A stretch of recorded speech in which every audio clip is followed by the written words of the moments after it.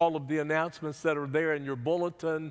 And we are still taking up money for Operation Christmas Child. So if you'd like to donate and give to that, please designate it on your envelope so that we will know that that goes to Operation Christmas Child.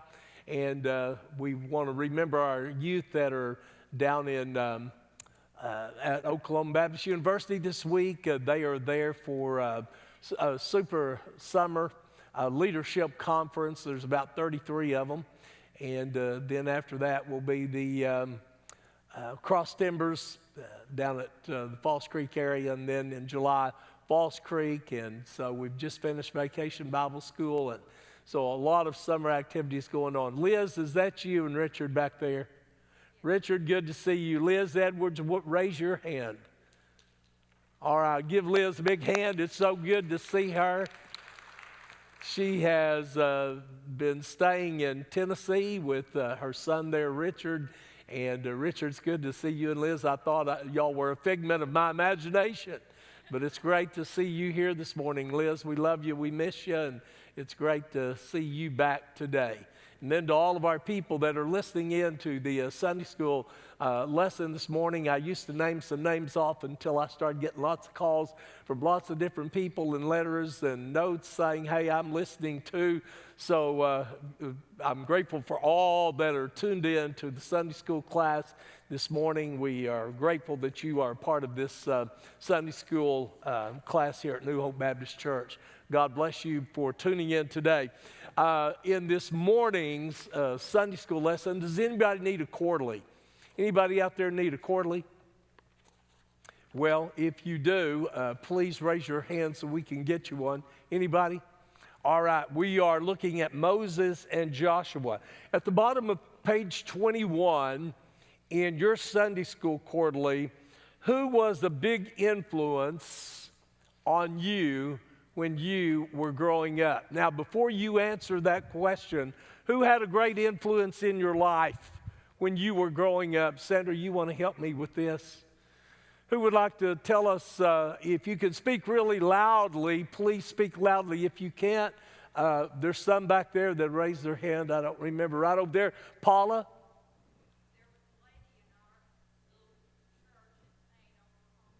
Uh-huh.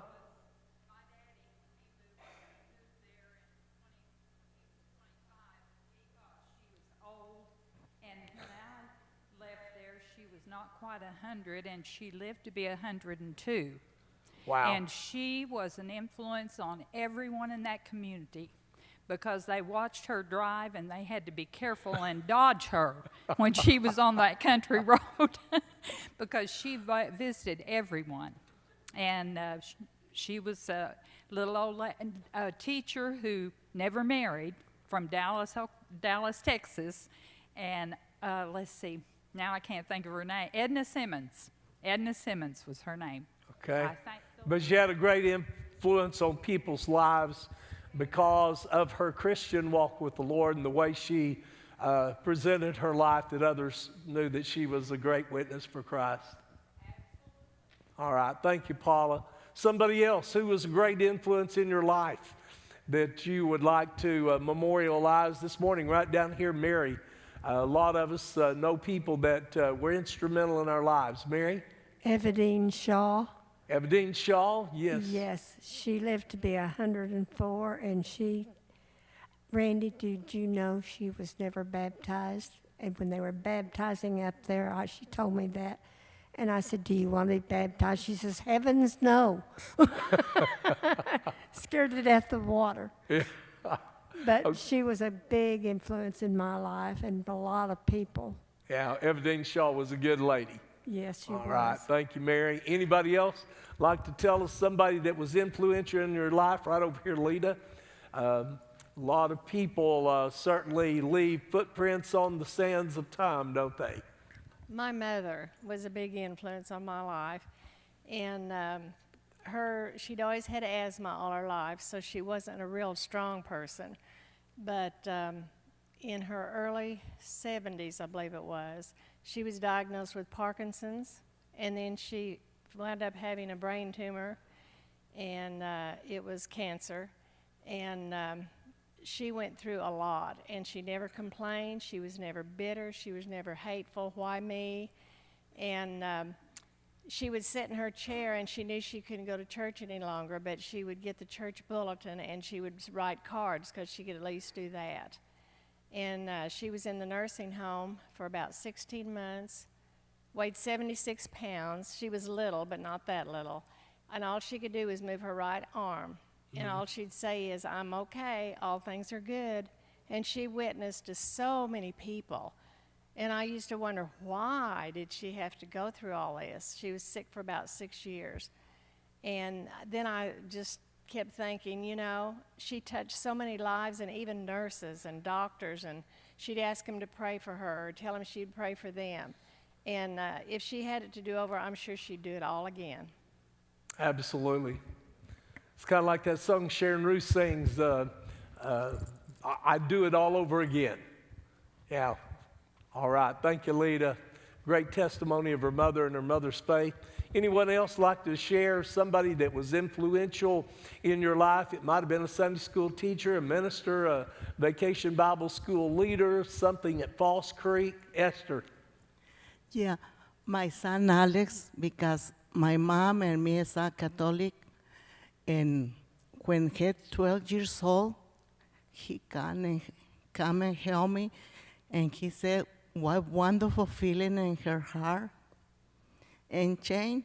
And I start pray to God, please God, real you in my heart, please show me. And one day, 6 months, pray and come. Amen. Thank you, Esther. It's a great testimony. Anyone else?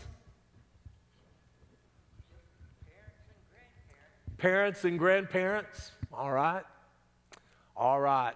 Well, thank you for participating this morning in the book of Numbers, chapter 27, verse 12 through 17. We're going to be looking at today Moses, God's great leader, the emancipator that God raised up to lead the children of Israel out of Egyptian bondage through the Red Sea and toward the promised land. Now, in Numbers chapter 27, it says, "Then the Lord said to Moses, go up this mountain of the Abarim range," that was a mountain range, "and see the land that I've given the Israelites." Now let's talk a few minutes about this. The psalmist said in the Christian Standard Bible, in Psalm 39, verse 4, the psalmist said, "Lord, reveal to me the end of my life and the number of my days." Lord, reveal to me the end of my life and the number of my days. You do know that your days are appointed, don't you?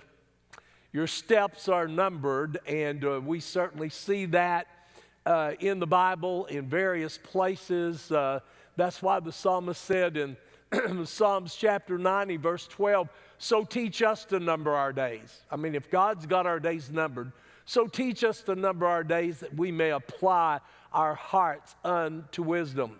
Now, what's happening here is that Moses is coming to the end of his days. And God is going to tell Moses to go up to this mountain range. He'll go up on to this mountain peak called Mount Nebo. In fact, there is a song that we sing from Mount Pisgah's lofty height. I'll view the land and take my flight.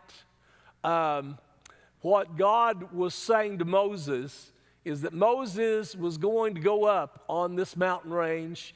He was going to look out and view the promised land.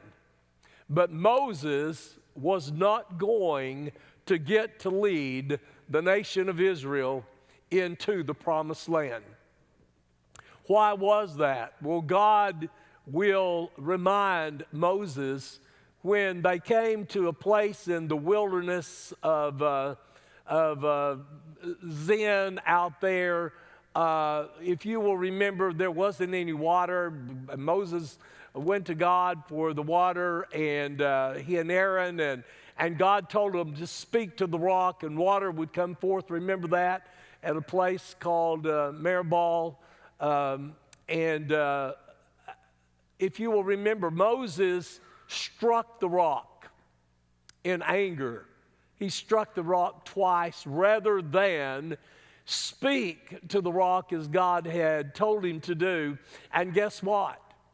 Because of Moses' disobedience, it disqualified him to be able to go into the promised land and lead the people.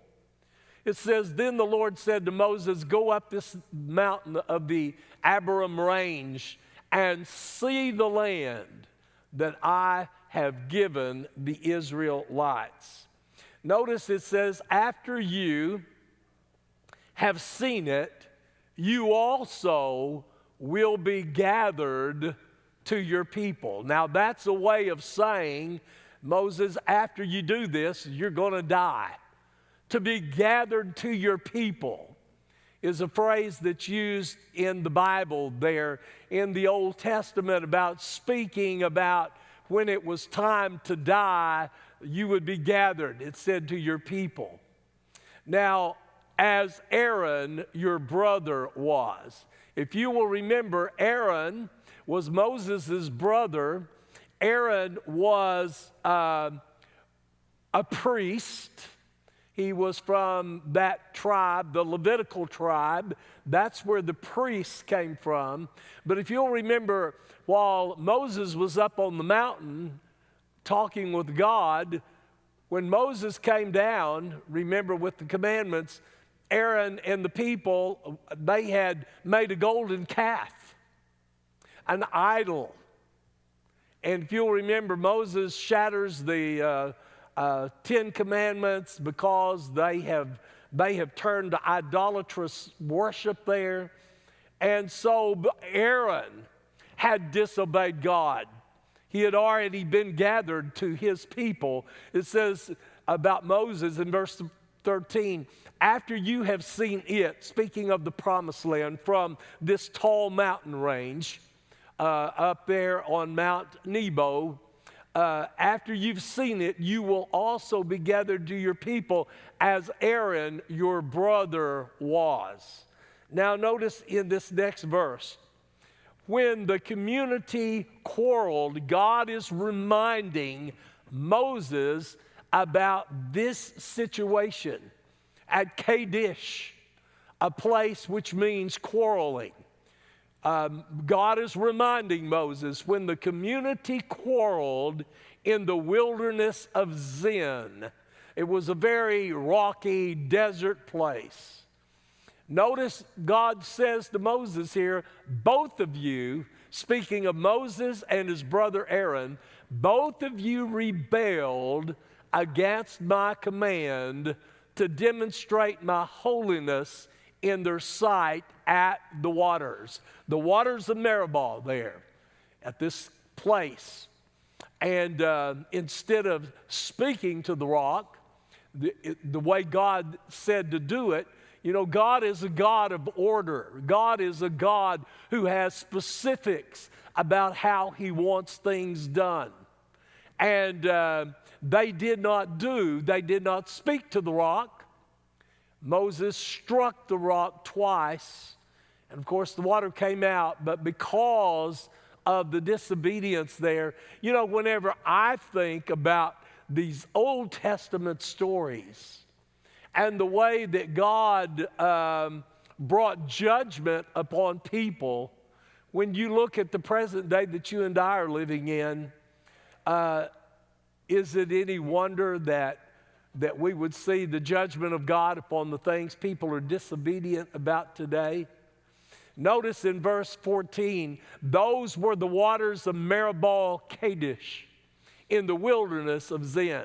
So, in these verses right here for this morning, God is telling Moses his days are drawing close to an end.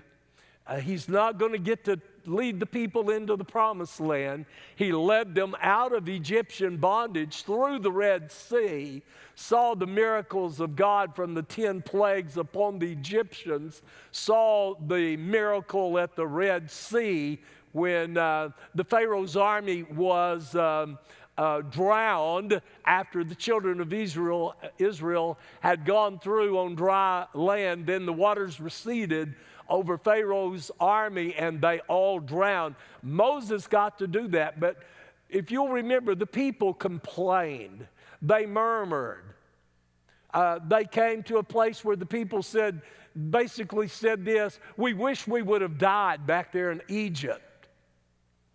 And so God was calling out people in this situation, because all of those that denied that God could do what God could do in the miraculous, many of these people, everybody that was over the age of 20, because of their disobedience, those generations wandered in the wilderness for some 40 years and died off. But there was a new generation, that generation of under 20, that had not disbelieved God. And so Moses is being reminded here. Now, you and I might look at that and say, I want you to think right now for just a minute. Let your mind, don't go to sleep on me, but let your mind drift back to something that you did in your life, something you were not happy about, pleased about, ashamed of perhaps, felt guilt over, and just think about the worst thing that you ever did. And let's pretend you're at the end of your days. Wouldn't you hate to be reminded about that? Wouldn't you hate to be reminded? But God is reminding Moses here about this situation that disqualified him from leading the children of Israel into the promised land. If you can only imagine, you're getting ready to leave this world, and all of a sudden you have to be reminded of something you did that was disobedient to God's commandments, His statutes. And can you only imagine? Moses is being reminded here of what he and Aaron did. Notice the next verse, if you will, verse 15. So Moses appealed to the Lord. Verse 16. May the Lord, the God who gives breath to all, the God who gives breath to all. Have you thanked Him this morning for the breath to get out of bed, to get ready to come to church, to walk through the parking lot? Have you thanked Him for every breath that you and I breathe is a breath that God has given to us? Moses begins to appeal to God. May the Lord, the God who gives breath to all, appoint a man over the community. Now, what Moses is doing, he's not whimpering, he's not complaining that he doesn't get to go into the promised land that God had promised to His people after the Egyptian bondage situation for 400 years. But he begins to appeal to God. He begins to pray. He begins to intercede about who his successor is going to be, who will follow him. And so he says, may the Lord, the God who gives breath to all, appoint a man over the community. He's speaking about these Israelites. Verse 17. Who will go out before them and come back in before them, and who will bring them out and bring them in, so that the Lord's community won't be like sheep without a shepherd. What happens if you are a sheep farmer and you just suddenly abandon post and you walk away from your sheep, and what happens to the sheep? Anybody? Chaos. What do the sheep do? They wander away. They scatter, don't they? And so Moses realizes he's about to die. As one old boy said, I'm at the end of the line. Any of y'all ever feel like you're at the end of the line? Well, Moses is at the end of the line, and Moses realizes that someone has got to pick up the baton and lead the nation of Israel. I mean, my goodness, there's already 600,000 men. That didn't count the children. That didn't count the wives. So you can see what an incredible community of people this leader who succeeds Moses is going to have leadership skills to be able to take on this great, enormous task. And Moses begins to appeal to God. May he be a man who will go out before them and come back in before them, and who will bring them out and bring them in, so that the Lord's community won't be like sheep without a shepherd. Moses realized that it was greatly important for the people of Israel to have a great leader. And so in those verses, we see God sharing with Moses the end of his